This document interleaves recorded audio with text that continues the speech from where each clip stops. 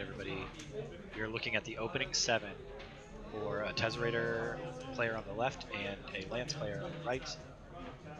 If you play in Seoul, then you are no stranger to these two names.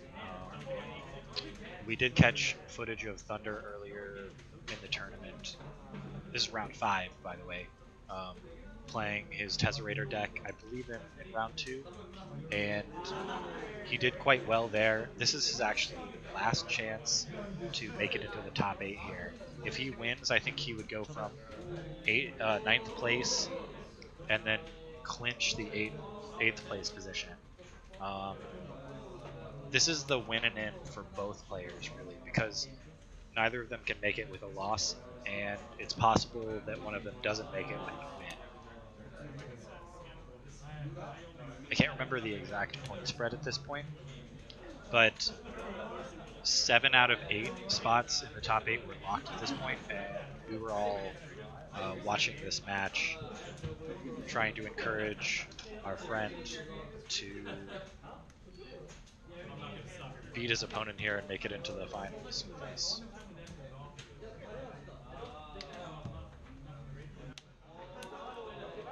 He will lead on... Wow.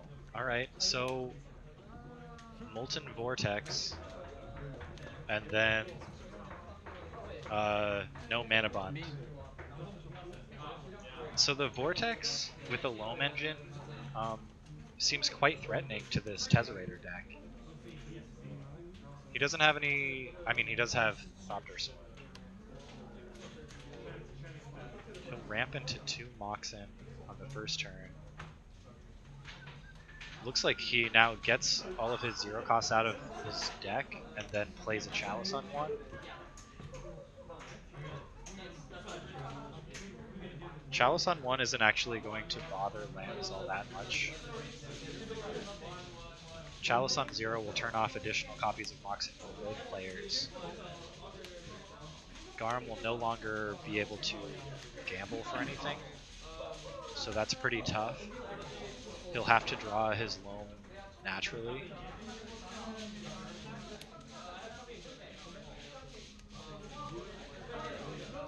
So no threats on board yet here. And a Dimir Signet. I believe for the turn, Thunder flashed a... What was that? Was that... I take that back. I didn't see it. We've got no action going on here. What is that red, white bordered gross card? I mean, I want to call it a blood. This is a game 1, right? Wow. Do I have to double check the footage? Is this a game 1 main deck Blood Moon in a 3-color deck? Okay, I mean, that's dirty. So with Garam now with a Moxen in play, he can actually generate any color mana he wants, namely green. Thunder noted that he had not played a forest, so for the most part he's locked him into just red mana, which is usable with Vortex obviously. But he did not stop him from casting green spells, because he was on the draw and a Moxen was out turn 3. Garam is still on the hunt for a life from him.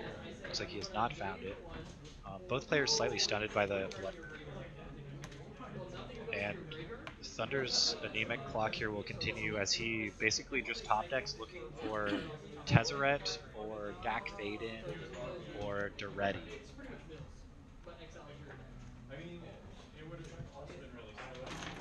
And we'll see when Garam gets fed up with this owl. 6 mana to destroy.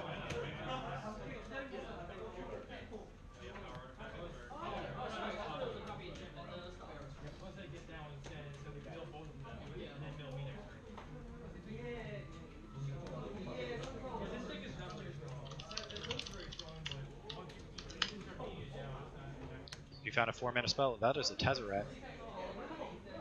Tezzeret is good. Molten Vortex can hit that. but he will dig a little bit, and I have to think that Thunder's in a commanding position here. He's got access to any color of mana he wants. Oh, I see. So I set commanding position, but he whiffed on his plus, and he's probably just going to die to 2 lands here. So the Tez is gone. He netted 0 cards. Actually, I guess, okay, he netted 2 lands from me.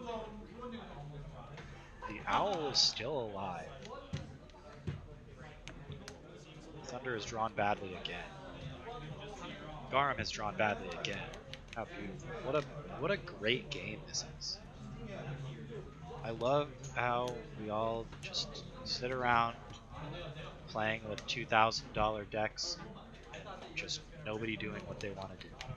Everybody just having a bad time.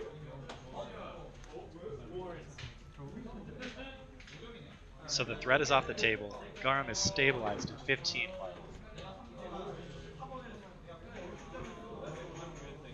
If he draws 10 lands, he will just kill Thunder. Okay, so Tez number 2. Let's go upstairs. Although it would be nice to have a threat here. He could possibly end the game with a minus. Maybe a very strong Chalice for 0 that is attacking a lot. He decides to go up, and he finds Chalice and a bunch of lands, so he clears the top of his deck. That's quite nice. And he gets an artifact.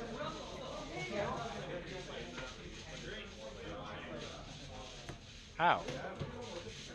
Wait, what are you doing? I saw it. Okay.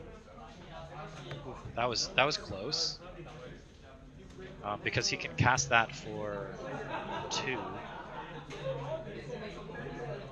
He doesn't want to cast it for 2 because it turns off basically the rest of his deck. But no, wait.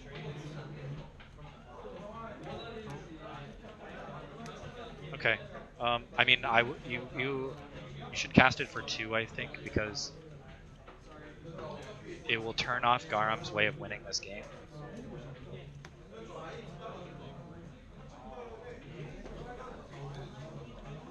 And you can still draw a bunch of Planeswalkers.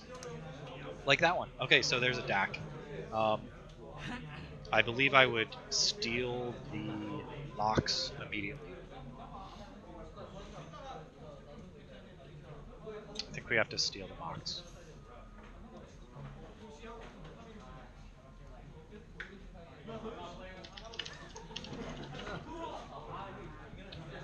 I am furiously looking up Dak Faden. So Dak Faden bites the dust. Oh, and Garam finds the life from him.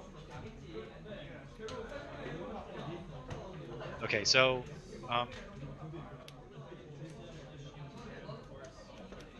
there has to be something very specific that Thunder was looking for here in order to leave the life from the loam out alive.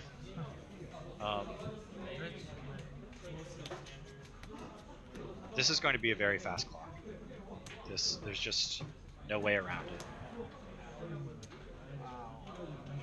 That is a lot of damage. I think Thunder is in Discord. I didn't know that the turn 1 Vortex was going to be this good. He finds an uncastable Mox off of the Baleful trigger. So what happens if Dak Faden enters the battlefield -2s and takes his Chrome Mox? Then that kind of covers up for the fact that we still have 2 open, and the Chalice wasn't set on 2. And then his only out is actually finding Life from the Loam and Forest.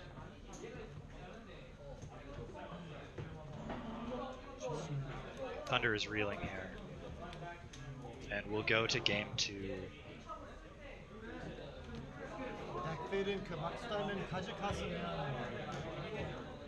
Yeah, he wanted to steal that Mox Diamond. I'll talk to him a little bit about what card he wanted to find. Maybe he'll come in the comments. Sorry to show such a heartbreak. I apologize. Tez is now on the play for game 2.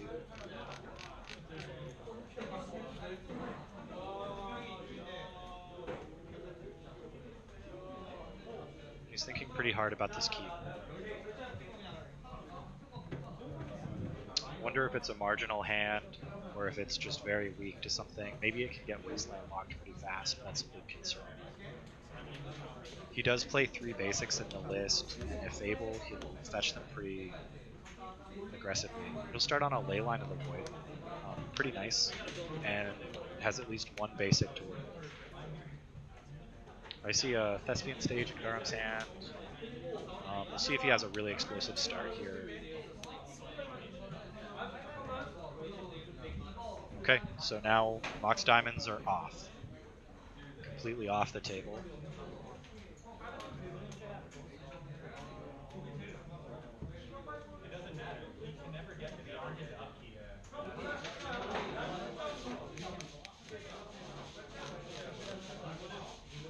So he was tanking hard because it had a Leyline, but it was a 1-lander.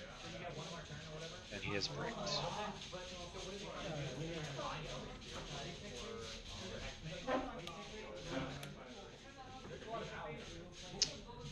This would be a very sad end to a tournament for both players. The prizes for this tournament put up by the shopkeep were pretty nice. We were looking for like a foil Wasteland, an RPTQ promo for Emrakul, a Korean Natural Order, a Korean Loren, and now Thunder has found a land. If he gets wasted out of the tournament, it would be a heartbreaker. Okay. Lens is pretty slow here. They're just he's operating with no life from the loam possibility, and he's got no exploration. The Thunder lands a liquimetal coating.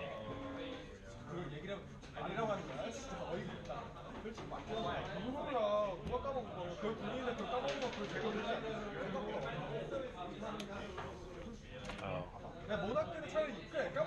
Okay, so with access to a Merit Lage as early as this turn, I think Thunder has some outs. He can keep a Strix in the way, or 3-man. That's an Ensnaring Bridge. It's a perfect answer to the Merit Lage.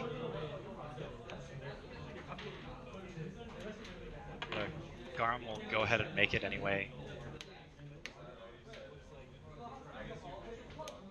And with just blown out, that is it. Wow. Garam makes it to top 8.